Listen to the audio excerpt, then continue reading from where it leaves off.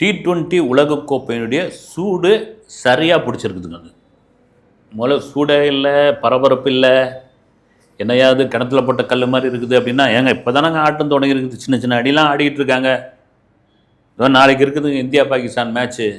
அதுக்கப்புறம் பாருங்கள், ருத்ர தாண்டவன் தான் உள்ள அமக்கலம்தான் அப்படின்னு சொல்லிக்கிட்டு இருக்கும் பொழுது நேற்று நடந்த மேட்ச், அதாவது கிரிக்கெட்டில் பொறுத்த வரைக்கும், அதுவும் T20 பொறுத்த வரைக்கும், நான் பெரிய ஜாம்பவான், நான் படா ஆள், நான் யார் தெரியுமா, எத்தனை முறை தெரியுமா நான் வேர்ல்டு கப் அடிச்சிருக்கிறேன், நீ எல்லாம் சும்மா சுண்டக்கா, நீ எல்லாம் வந்து கரப்பாம்பூச்சி, நீ எல்லாம் வந்து காளியாங்குட்டி அப்படின்லாம் முடிவு பண்ணிடவே முடியாதுங்க. வந்து இந்த கரப்பாம்பூச்சி காளியாங்குட்டின்னு நீங்கள் வந்து முடிவு செய்கிறீங்கள, நீங்கள் எவ்வளோ பெரிய அணக்கொண்டாவாக இருந்தாலும் சரி, அந்த காளியாங்குட்டி தான் உங்களை வந்து காலி பண்ணிவிடும். அதுதான் T20 கிரிக்கெட்டு. நேற்று நடந்த மேட்ச் ஆஸ்திரேலியாவை ஜிம்பாவே அடித்து நொறுக்கிடுச்சு. வந்து ஆஸ்திரேலியாவுக்கு பெரிய அதிர்ச்சி ஆகிப்போச்சு. ஏன்னா ஜிம்பாவே அது அப்படின்னு சில பேர் ஆச்சரியப்பட்டாலும் இறங்கி அடித்தான் பாருங்கன்னு. உண்மையில் இது அதிர்ஷ்டத்துலையோ அல்லது வந்து குருட்டு லக்குலையோ வந்த விஷயம் கிடையாது.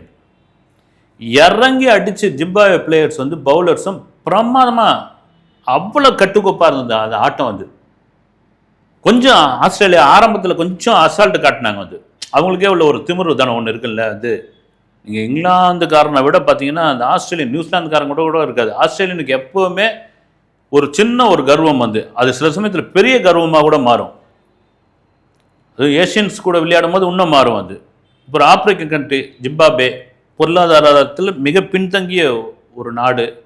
இந்த கிரிக்கெட் வாரியம் ரொம்ப சோர்ந்து போயிருக்குது. ஜிம்பாப்வேலாம் ரொம்ப காலமாக விளையாடிக்கிட்டு இருக்கு, ஒரு பெரிய அளவுலாம் வரல, ஆனாலும் டஃப் கொடுத்துக்கிட்டே தான் இருக்கிறாங்க. அப்படின்னு முதல்ல அசால்ட்டாக விளையாடினவங்க அதன் பிறகு அவங்களுடைய ஆட்டத்தினுடைய போக்கு, அந்த வீரர்களுடைய கட்டுக்கோப்பு, அவர்களுடைய நேர்த்தியான ஃபீல்டிங்கு, நேர்த்தியான பவுலிங்கை பார்த்து அட்டா இது வந்து சாதாரண விஷயம் கிடையாது. உஷாராகும் போது நீ என்ன உஷாராகிறது, நாங்கள் பாருங்கன்னு பொழந்து கட்டாங்க. அதாவது வல்லவனுக்கும் வல்லவன் வையத்தில் உள்ளான்ற மாதிரி நான் தான் வல்லவன் சொல்கிற அந்த ஆஸ்திரேலியாவை போட்டு ஒரே அமுக்குன ஒரு விஷயந்தான். அது பிறகு தோல்வியை ஒத்துக்கிட்டார். ஆஸ்திரேலியா கேப்டன் ஒத்துக்கிட்டார். ஜிம்பாப்வே கேப்டன் வந்து இது பெரும் மகிழ்ச்சி, இது இந்த உலகக்கோப்பைக்கான ஒரு உற்சாகமான ஒரு போட்டியாக எங்களுக்கு வந்து அமைஞ்சிருக்குது, வர போட்டியெல்லாம் பாருங்கன்னு. இப்போ ஜிம்பாப்வே மேலே மற்ற அணியெல்லாம் வந்து இப்போ இவன் லேசப்பட்ட ஆள் கிடையாதுன்னு. இதில் ஒரு பெரிய பியூட்டி என்ன தெரியுங்களா, ஆஸ்திரேலியாவை ஜிம்பாப்வே இது மாதிரி 5 முறை ஜெயிச்சிருக்குதுங்க. அது 5 முறை வின் பண்ணியிருக்குது. அதிலும் குறிப்பாக 2007 நடந்த T20 உலகக்கோப்பையில் கேப்டவுனில் நடந்த மேட்ச்சில் கதிகலங்க வச்சது. வந்து இதே போல தான் அந்த சமயத்தில் அசால்ட்டாக ஆடினாங்க. இப்போ என்ன ஆகிடும், மற்ற அணிக்கு நான் இந்திய அணி உட்பட யாரையும் குறைச்சி அடப்படக்கூடாது சாமி, ஜாக்கிரதை கரெக்டாக இருக்கணும் அப்படின்னு. அதே நேற்று நடந்த ஒரு மேட்ச் நெதர்லாந்து அமெரிக்கா, ரெண்டுமே டஃப்பாக இருந்தது. நெதர்லாந்து நாங்கள் ஒன்றும் சாதாரண ஆள் கிடையாதுங்க அப்படின்னு அமெரிக்கா தொடர்ந்து தன்னுடைய இருப்பை, தன்னுடைய அந்த திறமையை வெளிப்படுத்திக்கிட்டே இருக்கிறாங்க. அது தொடர்ந்து வர விமர்சனம் என்னன்னா, அது பேருக்கு தாங்க அமெரிக்கா டீம், வந்து அது இந்தியாவுடைய ஏ டீம், உள்ளே இருக்கிறவங்க பூரா இந்தியர்கள் தானே அப்படின்னு. இனி ஆட்டம் போக போக போக அமெரிக்கன்ஸும் உள்ளே வருவாங்க. கிரிக்கெட் அங்கே பிரபலம் ஆகலை, இதுக்கப்புறம் ஆயிடுச்சுன்னு வச்சு வந்துடுவாங்க. அவங்க வந்து நெதர்லாந்தை ஜெயிச்சிட்டாங்க.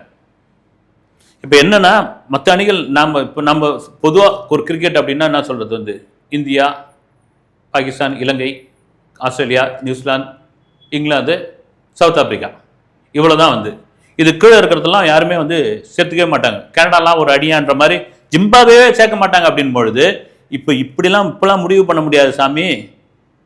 நீங்கள் நெதர்லாண்டு, UAE, அமெரிக்கா, இப்படி இருக்கிற நாட்டெலாம் கூட நீங்கள் வந்து அசால்ட்டாக விட்டுற முடியாது. இந்த T20 அடித்து நொறுக்கிடுவாங்க, உள்ளே வந்துடுவாங்க. இப்போ இலங்கை டீமுக்கே பெரிய பிரச்சனையாக இருக்குது. வந்து இந்த ஜிம்பாப்வே வின் பண்ணுது, இலங்கை வந்து அடுத்த சுற்றுக்கு வருமா வராததுக்கு வந்து ஒரு பெரிய பிரச்சனையாக மாறி இருக்குது. இதெல்லாம் மீறி நாளைக்கு நடக்க போகிற இந்தியா பாகிஸ்தான் மேட்ச்சு, அதில் என்னன்னா, இப்போ ஒரு சின்ன ஒரு ஒரு ரசிகர்களுக்கு ஒரு கலக்கமான ஒரு விஷயத்தை வந்து இலங்கை வானிலை இந்த ஒரு அறிக்கை ஒன்று கொடுத்துருக்காங்க. நம்ம ஆரம்பத்திலே சொல்லிட்டு இருந்தோம், இந்த மேட்ச் தொடங்கிறதுக்கு முன்னாடி, இந்த கிரிக்கெட் இது தொடங்கிறதுக்கு முன்னாலே இலங்கையில் பருவம் தப்பி மழை பெஞ்சிட்டு இருக்கு சாமி அப்படின்ட்டு. இந்த பயிற்சி ஆட்டத்தெல்லாம் இடையில மழை வந்தது, அங்கே இருந்தவங்கெல்லாம் ரசிகர்லாம் கூட இதுவாகிட்டாங்க. இப்போ மழை பெய்ய வேண்டிய காலமே கிடையாது. நம்ம தட்பவெப்பநிலை நம்ம சூழ்நிலை எல்லாம் இலங்கையும் அதே மாதிரி தான் இருக்கும். அது என்ன ஆகிப்போச்சு, நாளைக்கு நடக்கிற மேட்ச்சில் மாலை பொழுதில் 60% மழைக்கான வாய்ப்பு இருக்குது அப்படின்னு இலங்கை வானிலை சொல்லியிருக்குது.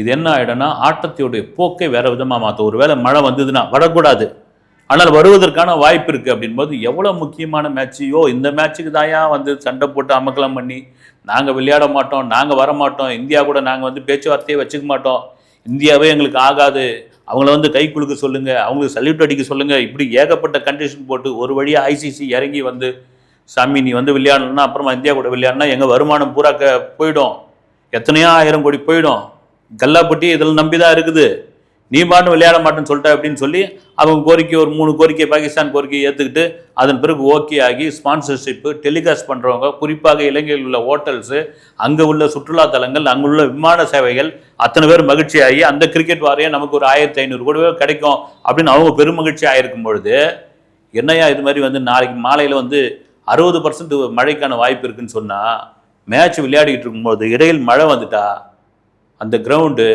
அந்த தண்ணியை உறிஞ்சிக்குமா அல்லது சொதுன்னு இருக்குமா, அந்த மேட்ச் அந்த மழை தொடர்ந்தா என்ன ஆகும், இல்லது வந்து மேட்ச் விளையாடி நெருக்கத்தில் வரும்பொழுது மாதிரி மழை வந்துட்டா இந்த ரூல்ஸ் அண்ட் ரெகுலேஷன்லாம் இருக்குதே அது யாருக்கு சாதகமாக முடியும், ஒரு சமயம் சூப்பர் ஓவராக மாறுச்சுன்னா என்ன ஆகும், இல்லை வெற்றி தோல்வி இல்லை 2 பேருக்குமே வந்து ஒவ்வொரு புள்ளி அப்படின்ட்டா என்ன நடக்கும், ஒட்டுமொத்தமாக இந்த மாதிரியான பல விஷயங்கள் பாதிக்கப்படுது. வந்து இருக்கிற மேட்ச்சில் ஏதாவது மழை பெஞ்சிட்டு போக வேண்டியது தானே, வந்து இந்த மேட்சுக்கு தானா நீ வரணும் அப்படின்ற அளவுக்கு வந்து சோசியல் மீடியாவில் பெருமளவில் ஒரு பக்கம் கண்டனம். இன்னும் பார்த்தீங்கன்னா சில பேர் வந்து மழை வரக்கூடாதுன்னு சொல்லி வேண்டுதலாம் கூட ஆரம்பிச்சிருவாங்கன்னு நினைக்கிறேன். ஏன்னா அவ்வளோ காசு கொடுத்து அந்த டிக்கெட்டுங்களை வாங்கியிருக்காங்க, அவ்வளோ ஃபேன்ஸ் உலகெங்கும் இருக்கக்கூடிய இந்தியர்கள் பாகிஸ்தானியர்கள் இந்த மேட்சை பார்க்கறதுக்காக இலங்கையில் குவிஞ்சிருக்கிறார்கள். அப்படியாப்பட்ட இந்த மேட்சுக்குள்ளே வருண பகவான் ஏங்க இடையில வந்து இது மாதிரியான வேலையை வந்து பண்ண போகிறார் அப்படின்னு. ஒரு வேளை மழை வராமல் போயிடுச்சுன்னா எது வேணாலும் நடக்கல, மழை பெய்யறதும் பெய்யாததும் யார் கையிலையும் கிடையாது, கணிக்கவே முடியாது.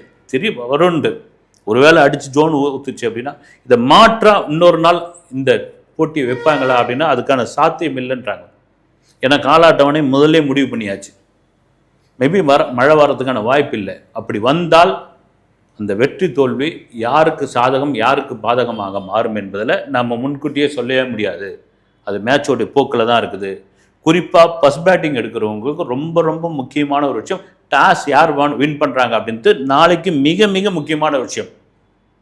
இதெல்லாம் மீறி மழை வராதுங்க, விடுங்க, வர்றதுக்கான வாய்ப்பு இருக்காதுங்க அப்படின்னு நம்ம வேண்டிப்போம். மேட்செல்லாம் முடிஞ்ச பிறகுன்னா பெய்யட்டும்.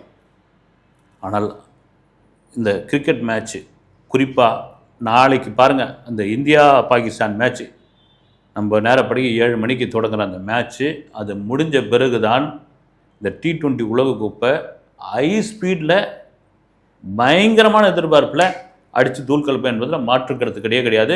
இனி வரப்போகிற அணிகள் இனி யார் வந்து அடுத்த சுற்றுக்கு செல்வார்கள், யார் இறுதிப்பட்டியில் கலந்து கொள்வார்கள் என்பது இப்பயே சொல்லவே முடியாது. அது ஒரு மிகப்பெரிய கேள்விக்குறி. அதையெல்லாம் தாண்டி அடுத்தடுத்து வரக்கூடிய மேட்சுகளில் யார் வின் பண்ணுவார்கள் யார் வின் பண்ண மாட்டார்கள் என்பதில் யாரிடம் பார்க்கவே முடியாது என்பதுதான் நிதர்சனமான உண்மை. அடுத்த வீடியோவில் சந்திக்கிறேன். நன்றி.